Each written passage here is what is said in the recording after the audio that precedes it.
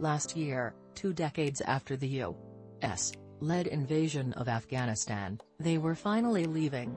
The Taliban was mounting its comeback, gobbling up territory across the country and closing in on the capital. Its fighters arrived in Kabul on August 15, setting off a chaotic exodus by artists, journalists, rights activists, anyone who embraced Western ideals or whom the new rulers might see as a threat. More than 120,000 people fled in a series of airlifts over the next 2 weeks. They had no choice but to leave most of their possessions behind. The items they took with them often had deep personal value and in ways large and small connected them to their homeland. The refugees are scattered around the world. Here are the stories of 4 refugees who wound up in Paris and the objects they carried to remember. Mursal Sayas crammed what she could into her bag: a laptop, identification and other paperwork, jewelry, some clothing. As time was running out, she reached into a pile of dirty laundry and grabbed 2 tiny t-shirts. They carried the scents of her children. The red shirt belonged to 6-year-old Mohammad, who loved kissing her eyes.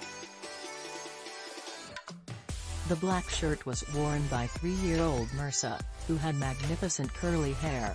She felt she had no choice but to leave the children behind. She was an employee of the Afghanistan Independent Human Rights Commission, traveling the country to work with soldiers, police and anyone else who would listen, a job that would almost certainly make her a target for the Taliban. Sayas secured a coveted spot on an evacuation flight, but there was no room for her son or daughter. The children remained with their father, her ex-husband. When they went with their father, I knew that it was the last time I see them, she said recently. Now 27, she lives alone in Paris in a small apartment near the Eiffel Tower. She is writing a novel, taking yoga and boxing classes and studying French. I have myself, she said. I don't have my children. I don't have my job. I don't have my family. My parents who supported me and helped me. I don't have my sisters. I was working for their future.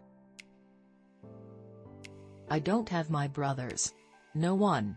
She talks to her children by phone each day and hopes she will see them again before they are grown up. Her son recently told her that a mother who loved her children would never leave them.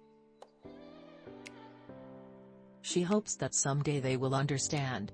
Smell is the sense most closely associated with memory. When the family was still together, her son once told her, "Mother, when you're not in the house, I smell your clothes."